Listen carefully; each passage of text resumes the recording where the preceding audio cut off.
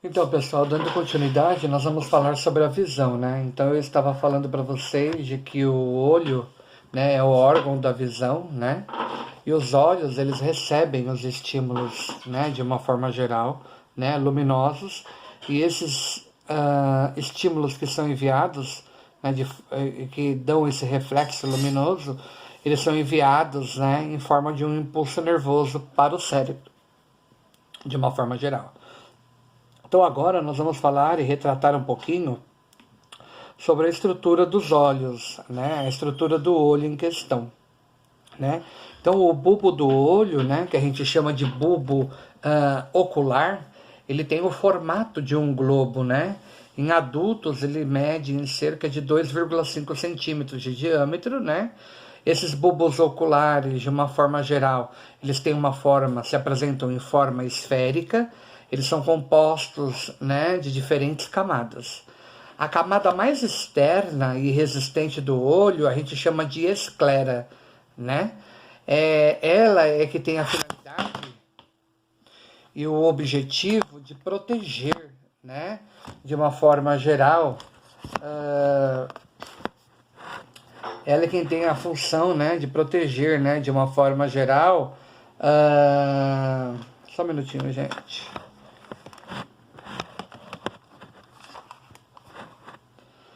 Ela que de uma forma geral tem a capacidade de proteger, tá? Então, gente, dando continuidade, né?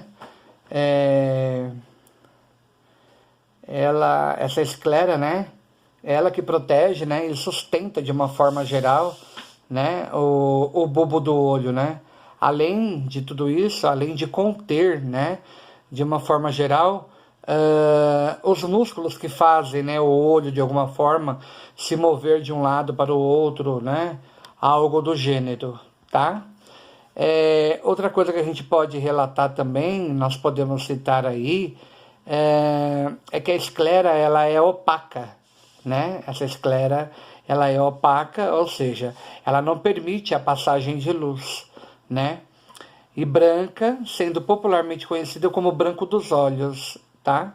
Na parte anterior e central do bulbo, tá, do olho, a esclera ela apresenta uma porção mais externa, transparente, que a gente chama como sendo a córnea, tá? A coronoide, ela é a membrana, tá, intermediária, muito rica, né, em vasos sanguíneos e que tem a capacidade de nutrir, tá, as diversas partes do olho aí, tá? A íris, ela faz parte, tá, da coroide, tá? A coloração do olho, ela deve-se pela presença, tá, de pigmentos que, dependendo da quantidade, eles resultam em diferentes cores, tá? No centro da íris há uma abertura chamada pupila, tá? A íris, ela aumenta e ela diminui o tamanho dessa pupila, regulando a quantidade de luz que entra no olho, tá? A retina, ela é a camada mais externa do bulbo, tá? De uma forma geral, a camada mais externa do bulbo do olho aí, né? Camada mais interna. E nela se localizam, né, as células que a gente chama de células receptoras, tá? São as células que a gente chama de receptoras aí, tá? Dos estímulos, a gente chama de estímulos visuais. E elas têm a capacidade de estimular, né, de transformar esses estímulos luminosos em impulsos nervosos. E aí a retina ela acaba se comunicando com o nervo óptico, tá? Que transmite esses impulsos de uma forma geral até a região do cérebro, tá? Tudo bem? E assim, no interior do olho há 3 elementos transparentes, né? A lente, né? O humor aquoso, né? E o humor vítreo, tá? A lente ela se localiza, né, atrás da íris, né? E dá foco à imagem de uma forma geral. A sua espessura ela pode, de uma forma geral, né, mudar de acordo com a distância em que se encontra o objeto a ser focado. Então, retornando, né? A lente ela está localizada atrás da íris, ela dá foco à imagem. A sua espessura ela pode mudar de acordo, né, com a distância em que se encontra o objeto a ser focado.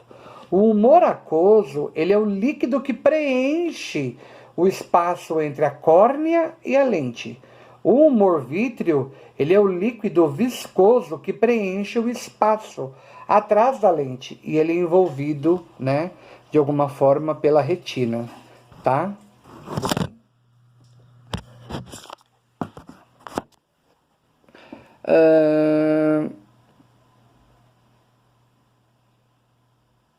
Outra coisa que é importante para a gente poder falar é o funcionamento do olho, né? E a percepção das imagens, né? Então, a luz refletida, né, por um objeto, ela chega até os olhos, ela atravessa a córnea, ela atravessa o humor aquoso e ela passa pela pupila até ela atingir a lente. A lente faz o foco fino, né? E ela direciona esses raios, né, de luz que acabam atravessando o humor vítreo e que por fim chega, né, atinge a nossa retina, né? Aí a imagem do objeto em foco, ela só é formada, né, sobre a superfície dessa retina. Então a retina, na verdade, ela encontra-se, né, dois tipos de células receptoras, né, de estímulos luminosos, que são os cones e os bastonetes. Os cones são as células responsáveis pela percepção das cores, tá? E os cones são as células, né, que, como eu digo, pela percepção dessas cores. Então, a partir daí, eles são estimulados apenas sob a luz intensa.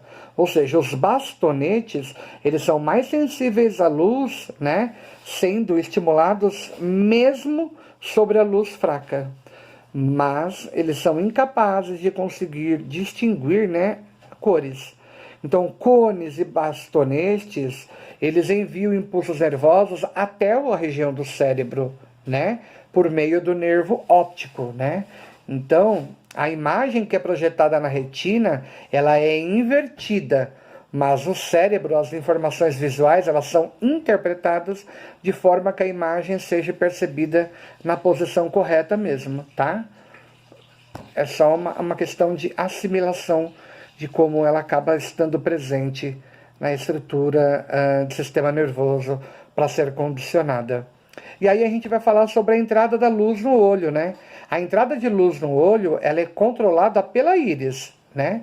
E quando está muito claro, os músculos da íris, eles se distendem, né? E a pupila acaba de alguma forma se contraindo.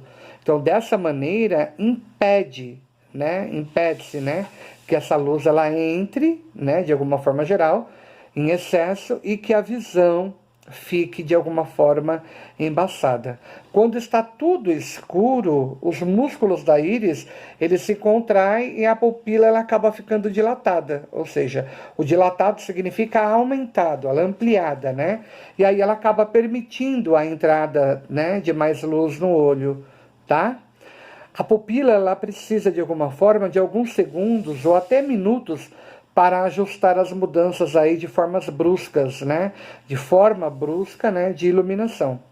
Por isso que ao entrar em um quarto escuro, só começamos a distinguir os objetos depois de algum tempo, tá? Então esse é um processo natural por conta dessas mudanças aí que a gente tem com relação à proporção, né? A fase de absorção dessa luz em questão, tá? E aí nós vamos falar um pouquinho sobre lentes corretivas, né?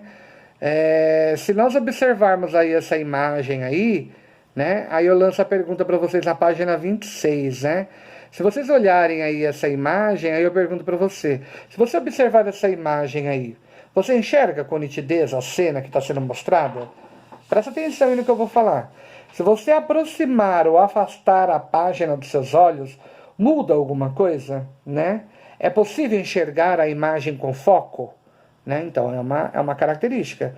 Por que eu estou falando isso? Porque aí a gente vai falar um pouquinho dessas características, né? Então, sobre o comando do cérebro, o olho humano ele é capaz, né, de regular constantemente as estruturas, de modo a garantir, né, a visão nítida dos objetos. Ou seja, a lente apresenta elasticidade e ela pode ser capaz de mudar a sua forma. O olho normal, ele focaliza nitidamente objetos posicionados a diferentes distâncias, graças a essa propriedade da lente e ação do músculo ligado, né, dos músculos que estão ligados a ela. Ou seja, ela focaliza, né, objetos mais próximos, os músculos eles se contraem e a lente adquire um formato quase que esférico. Ou seja, conforme a curvatura da lente ela aumenta, é possível focalizar os objetos mais próximos. Todo esse processo de colocar em foco objetos situados a diferentes distâncias, eles são chamados de acomodação visual. Ou seja, ele possibilita a formação da imagem sobre a retina, tá? Quando o bulbo do olho ele não focaliza a imagem sobre a retina, significa que pode ocorrer uma dificuldade para a gente conseguir enxergar, né? Se há necessidade do uso de lente corretiva, né, que podem ser óculos ou lentes de contato, né, a miopia, a hipermetropia, a presbiopia, o astigmatismo, são problemas causados pela incapacidade, né, de focar corretamente os objetos. Por isso que quando nós vamos ao oftalmo, eles pedem para que a gente se condicione em observar as imagens, né? Que letra é aquela? Você está enxergando mais perto ou mais longe? E aí ele vai distinguir, né, a característica de qual seria a lente corretiva melhor para você, mais próxima ou mais longe, para você conseguir enxergar de forma correta. A miopia, na verdade, as pessoas que apresentam a miopia, a distância entre a córnea e a retina, ela é longa. É legal, vocês vão olhando a imagem conforme eu estou falando, para vocês poderem acompanhar. Então, na miopia, a distância entre essa córnea e a retina, ela é longa. Ou seja, por conta do globo ocular mais alongado, que é o normal, a imagem ela é formada à frente da retina. Os míopes, eles enxergam mais claramente objetos próximos, né? A visão desses objetos mais distantes acaba sendo prejudicada, né? Eles parecem borrados, né? Além dos fatores genéticos, suspeita-se, né? A gente pode ter como suspeita que outros fatores podem causar essa miopia, né? Como ficar muitas horas com os olhos na tela, né? De monitores digitais. Alguns estudos sugerem, né? Que passar muito tempo, né, em frente a telas eletrônicas, ele pode representar um grande esforço visual. Então, a correção da miopia, ela só é feita com o uso de lentes que a gente chama de divergentes, que é o que vai ocasionar e fazer com que você tenha, né, um aumento aí e consiga enxergar de forma adequada. A hipermetropia é o contrário dos míopes, né? Em hipermétropes, né, a distância entre a córnea e a retina, ela não é longa, ela é curta. E por conta, né, do globo ocular com diâmetro menor do que o normal, a imagem formada depois da retina, ela acaba sendo formada depois dessa retina. Então, as pessoas que apresentam hipermetropia, elas têm visão nítida de objetos o quê? Distante, não mais próximos, e sim distantes. E dificuldade, muitas vezes, de enxergar esses objetos que são próximos, né? E que ficam fora do foco. Então, a correção desse tipo de defeito de visão, ela só é feita com o uso de lentes convergentes, tá? Só é feita com o uso de lentes convergentes, tá? O que mais que a gente pode falar? Agora a gente vai falar sobre a característica da presbiopia. A presbiopia, tá? Então, a presbiopia, ela é uma condição que é parecida com a hipermetropia, né? Na qual o foco ele se encontra depois da retina. E os objetos próximos, né, são vistos totalmente desfocados. Você só consegue enxergar, né, aqueles que estão mais distantes. A presbiopia ela é conhecida, né, e ela é chamada como vista cansada, né, e costuma-se manifestar a partir dos 40 anos de idade. Com o avanço da idade, a acomodação visual ela acaba sendo prejudicada. Então, pois assim, a lente ela perde a sua elasticidade e os músculos presos, né, a ela, eles acabam enfraquecendo. Assim, né, como na hipermetropia, a correção também ela é realizada com as lentes convergentes, tá? No astigmatismo, ele é um problema ocular que é causado pela curvatura diferenciada da córnea, da lente, né, ou dessas, né, duas estruturas. A condição faz com que a luz se comporte de modo a gerar vários pontos focais, o que de alguma forma impede a formação apropriada da imagem. Fica aquela coisa totalmente desfocada, né? Quem tem esse astigmatismo, ele pode ter uma visão tanto embaçada ou de forma duplicada, né? De objetos que são próximos e ao mesmo tempo distantes. Além da causa que a gente pode conhecer como causa genética, o astigmatismo ele pode ser causado por acidentes, doenças que modificam a curvatura do olho. Dependendo do caso, a correção desse defeito de visão pode ser feita com o uso de lentes ou convergentes ou com lentes divergentes. Tá bom? Aí a gente vai falar um pouquinho sobre a visão afetada. Diversos fatores genéticos, por exemplo, podem afetar a visão, né? E ser a causa, né, própria, né, de problemas visuais como o daltonismo, né, o glaucoma, né, a catarata, que são problemas que afetam a visão de uma forma geral. O daltonismo, né, eu já sei que vocês devem estar perguntando aí, tendo dúvida, é uma condição que pode ter causas hereditárias ou ser adquirido, por exemplo, após o uso de medicamentos que danificam a retina e o nervo óptico. E ocorre geralmente quando os receptores do olho sensíveis à luz não funcionam de forma adequada. Por isso que é muito importante tomar muito cuidado e evitar, né, o uso de medicamento por conta própria, tá? Geralmente, os daltônicos, eles têm muita dificuldade para distinguir entre os tons de vermelho e verde, né? Entre os tons de azul e amarelo. Então, uma situação mais rara é o daltonismo completo, no qual a pessoa enxerga a maioria dos objetos em tons cinza, né? Então, se vocês pegarem aí na página, né? Deixa eu já até ver aqui. Se vocês olharem, é muito interessante para vocês verem como que eles enxergam. Na página 29, essa é a visão, né? Então vocês têm duas coisas aí. Vocês têm a visão normal das flores, né? Como ela é vista na visão normal e como ela é vista com daltonismo. Vocês têm a visão do tomate, como o tomate é visto na visão normal e como o tomate é visto na visão dos daltônicos. Dá a impressão que ela fica esverdeada, né? Cinzenta, né? Essa é uma característica deles, tá? Por isso que tem que tratar, tem que fazer tudo cuidado e acompanhamento corretamente. O glaucoma, ela é uma doença hereditária e ela provoca diminuição progressiva do campo de visão. Ou seja, o paciente ele começa a perder essa visão periférica, né? E nos casos mais graves até pode levar à cegueira. A principal causa do glaucoma, geralmente, é o bloqueio, né, da drenagem, né, do humor aquoso, o que acaba levando a um aumento, né, dessa pressão do globo ocular, né? É uma pressão intraocular, tá? Que ocorre internamente. Nós temos uma pressão não só a nível sistêmico, né, do metabolismo proveniente do coração, mas nós temos essa característica também em globo ocular. Esse aumento da pressão, ele pode, né, lesionar a retina e pode causar danos no nervo óptico.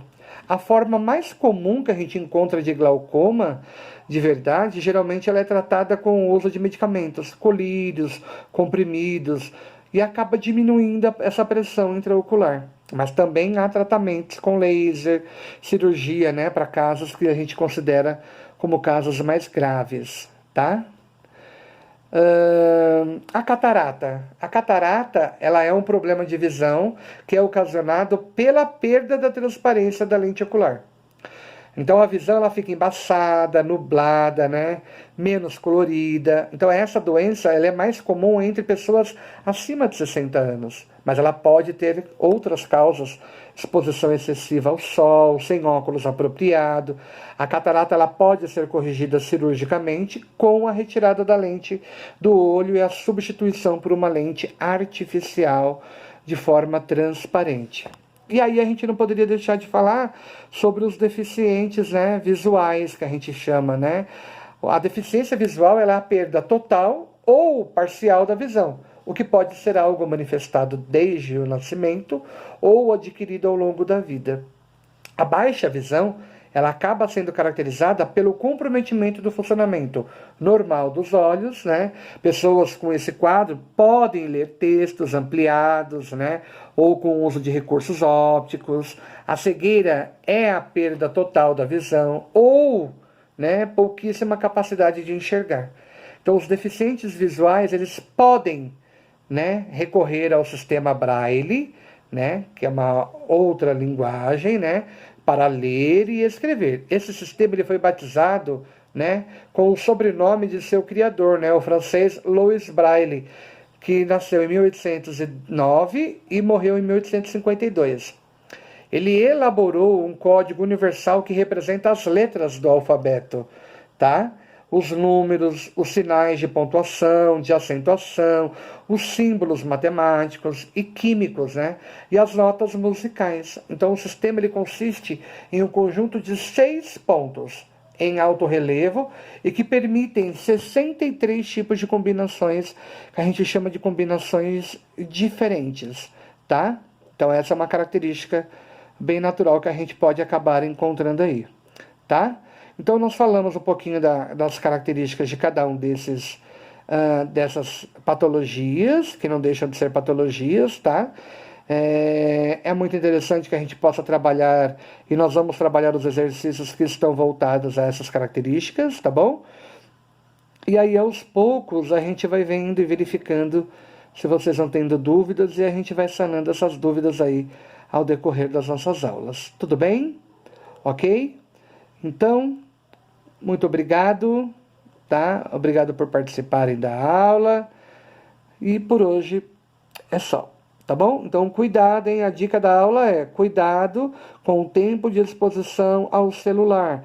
Não fiquem em muitos jogos aí no celular, no computador, na televisão. Tomem cuidado, tá? Isso pode ser prejudicial, tá bom? Os olhos também precisam descansar. Tchau, tchau.